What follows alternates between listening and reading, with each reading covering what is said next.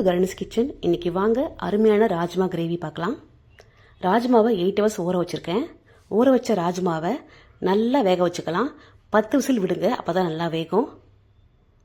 இந்த அளவுக்கு வேகணுங்க. இப்போ ஒரு கடாய் வச்சுக்கலாம். கடாய் ஹீட் ஆகட்டும். எண்ணெய் ஊற்றிக்கலாம். இப்போ நம்ம தாளிப்பு கொடுத்துக்கலாம். 6 கிராம்பு, 2 பட்டைத்துண்டு, 2 ஏலக்காய் போட்டிருக்கேன். அது நல்லா பொரியட்டும். கூடவே வெங்காயம் ஆட் பண்ணிக்கலாம். 2 பெரிய வெங்காயம் போட்டிருக்கேன். அதையும் நல்லா ஆட் பண்ணுங்கள். நல்லா வதக்கி விடுங்க. நல்லா வதங்கட்டும். இப்போ இஞ்சி பூண்டு பேஸ்ட் 1 ஸ்பூன் போட்டிருக்கேன். பச்சை வாசனை போகிற அளவுக்கு வதங்கணும். வதங்கட்டும். இப்போ தக்காளி பழம் ஆட் பண்ணிக்கலாம். கொஞ்சமாக கருவேப்பிலை போட்டிருக்கேன். 2 தக்காளியை ஆட் பண்ணிக்கலாம். நல்லா வதக்கி விடுங்க. நல்லா மேஷ் ஆகணும். கல்லுப்பு ஆட் பண்ணிக்கலாம். நல்லா வதங்கட்டும்.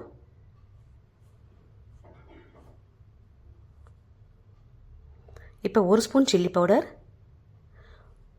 1 ஸ்பூன் தனியா பொடி, 1/2 ஸ்பூன் காஷ்மீரி சில்லி பவுடர், கொஞ்சமாக மஞ்சப்பொடி எல்லாத்தையும் போட்டு நல்லா கலந்து விடுங்க. நல்லா வதங்கட்டும்.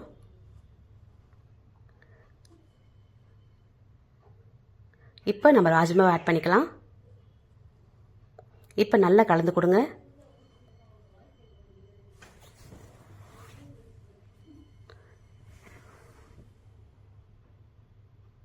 இப்போ லிட்டு போட்டு க்ளோஸ் பண்ணலாம். இது நல்லா கொதிக்கட்டும். எண்ணெய் பிரிஞ்சு வரணும்.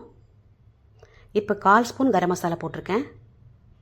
இப்போ கலந்து கொடுத்துட்டு இது கூடவே 1/4 மூடி தேங்காய் பத்தை, ஒரு 4 முந்திரி, 1/4 ஸ்பூன் கசகசா வச்சுருக்கேன். இது எல்லாத்தையும் அரைச்சி இது கூட ஆட் பண்ணிக்கலாம்.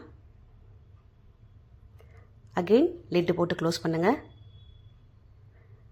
நல்லா கொதித்து எண்ணெய் பிரிஞ்சு வரணும்.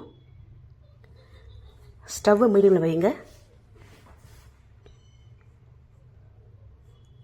அட்டகாசமான கிரேவி ரெடி ஆயிடுச்சுங்க. இது ரொம்ப டேஸ்ட்டாக இருக்கும். ட்ரை பண்ணி பாருங்கள். இட்லி, தோசை, இடியாப்பம், ஆப்பம் எல்லாத்துக்குமே ரொம்ப செம்மையாக சூப்பராக இருக்கும். நம்ம கடைசியாக கொத்தமல்லி போட்டுக்கலாம்.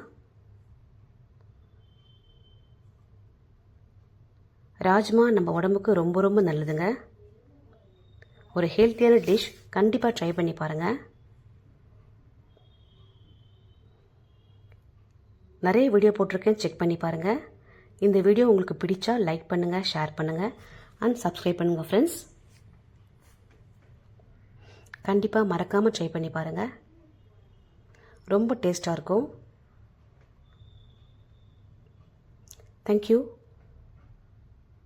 தேங்க்ஸ் ஃபார் வாட்சிங்.